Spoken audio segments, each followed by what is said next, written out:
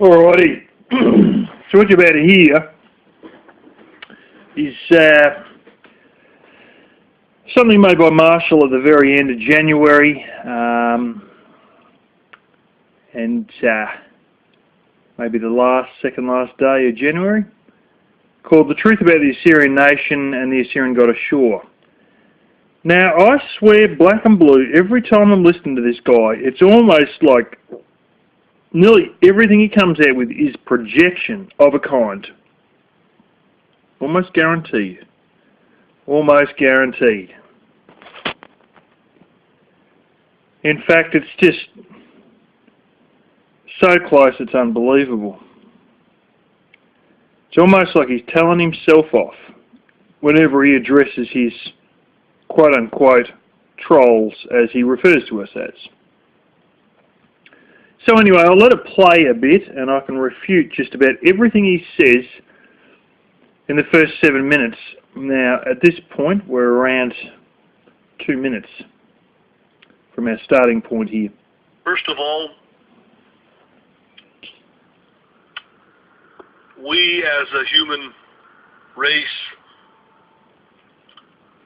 take a lot of things for granted.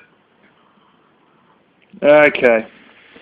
So he takes it for granted that he can get money off YouTube, he can always rely on Rosie, and that his van is essentially invincible.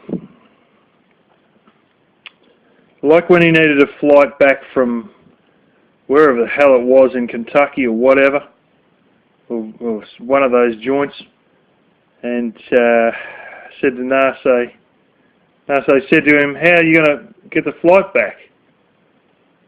The people at YouTube pay for it." Okay. So he's pretty good at taking us for granted, and no question about that. Although we don't give him money, but other people do, and he takes that for granted. But anyway, moving on. That we have that many other peoples and nations in the world don't have. And you know why we can take things for granted, Elvis? Because the Western world is based on engineering, science, money, common sense, and hard work. In fact, the pure instance of the end of the Victorian age that they believe was only partially, involved in the triggering of World War I was the standardisation of things like bolt threads and bolt sizes, and the ability to mass produce identical stuff with interchangeable parts that can easily fit any other identically manufactured thing, which was only possible around the early 1900s, or essentially the end of the Victorian era. But anyway, we're not, yeah.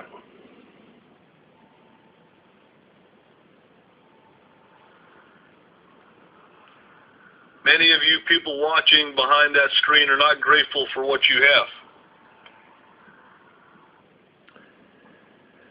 Yeah, well, you're not terribly grateful when you've got an attitude of using people up and spitting them out. I wouldn't say that's being grateful for what we had. Furthermore, what we have in most cases is what we have actually worked for. And you are more grateful for things that you've worked hard for. And when you understand the value of money, because yes, unlike you, most of us have worked in the last 4 to 5 years, or are currently working, or have worked a decent amount of time, and we understand the value of money, and what we got took hard work to get it, versus Mr. Hand me everything. You complain?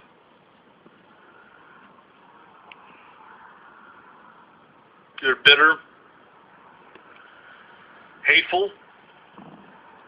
Okay, well he's complained to Rosie that Rosie won't launch a GoFundMe to start the van, and he's bitter that Amanda May had so much money given to him/her, and that Elvis couldn't get similar money out of people. And he's also fairly bitter that, well, should we say, a certain Canadian can raise money for a children's cancer hospital, and he's shitty that he's not getting some of the money, because his bitterness runs down to the point of extreme selfishness. Me, me, me, my. Who cares about kids with cancer you're never going to see? I need to feed my big oversized belly. Yeah, we tend to be hateful of arseholes, but yeah, anyway, moving on. Many of you are not thankful for what you have. Yes, we are, because we worked for it, and we didn't spend the last 4 years of our life milking money out of people with stupid sob stories and lies.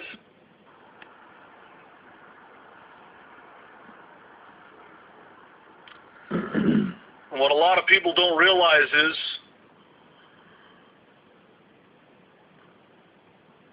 the old saying,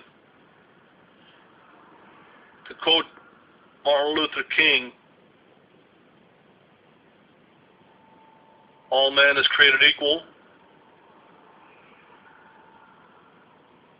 Well, we all may be created equal,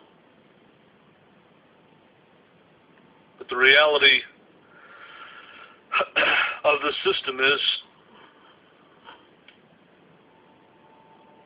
we're born into this world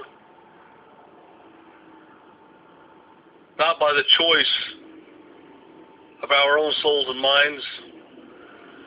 We were sent here for a purpose. Yeah, and mine is to fucking ram the shit out of e-beggars. So what's yours? To sit in a van, rot away, waste your years away, imitating people, slandering people, and basically eat yourself to a heart attack from donated money. By the Creator.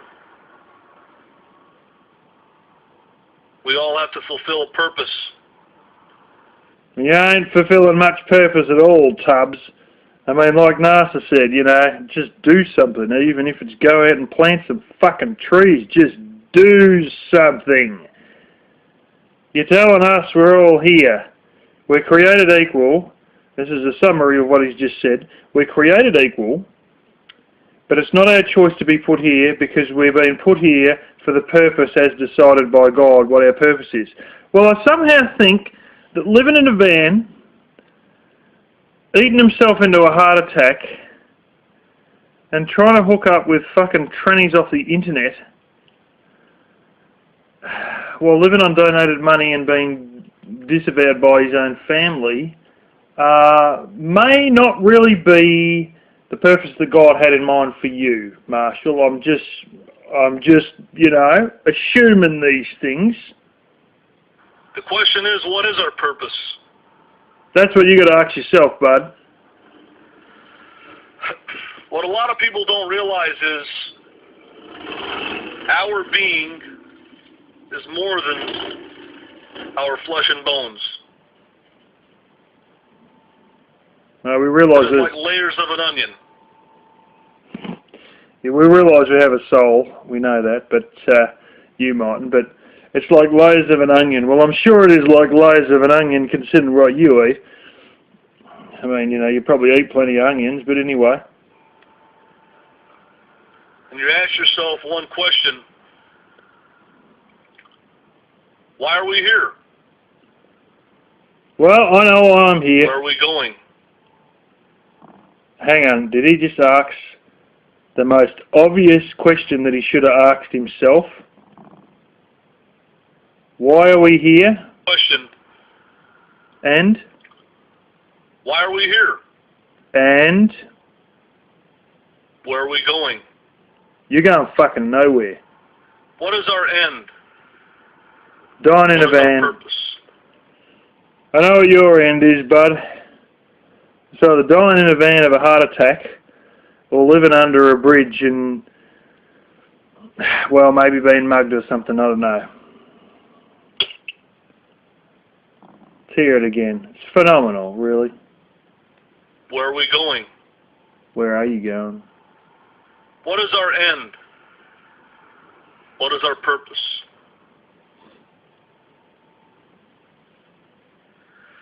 And you think really hard. Which you need to a lot. Meditate on it, pray on it.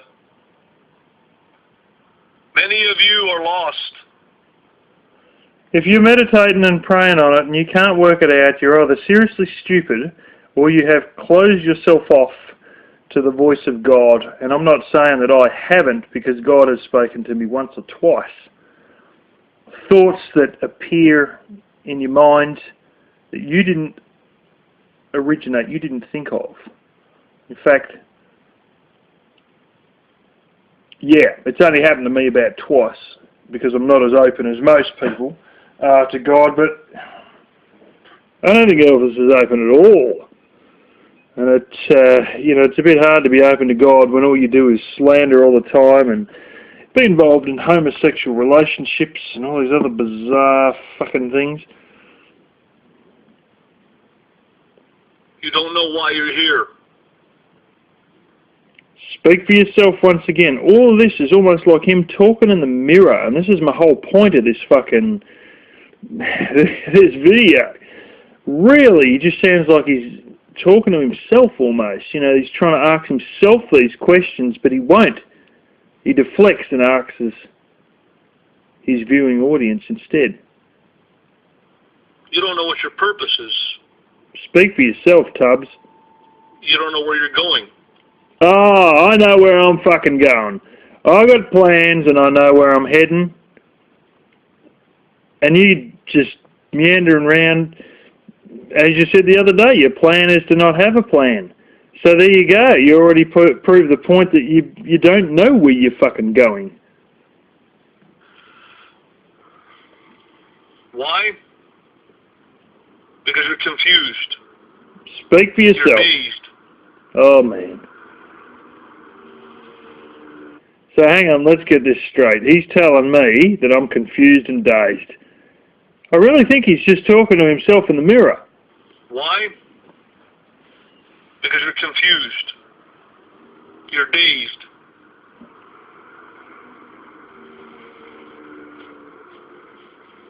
You don't have the spirit of discernment of the Holy Spirit. Neither do you. You don't know what's good or bad. Neither do you. Telling us we don't have the frickin' blah blah, the Holy Spirit. Holy smoke. Coming from a guy who puts his ass on fucking Craigslist. I mean, honestly, you know, rugby player likes it in the flaming... Oh, I don't need to know. You've already heard it all before. But, you know, telling us that we, you know... that we're confused? I mean, this guy's a gay and he still hasn't come out of the closet. And then he's ranting on with WWE hero things, crapping on that he's a king and he's living in a fucking vehicle that's built in the same decade he was born, that smells as musty as hell,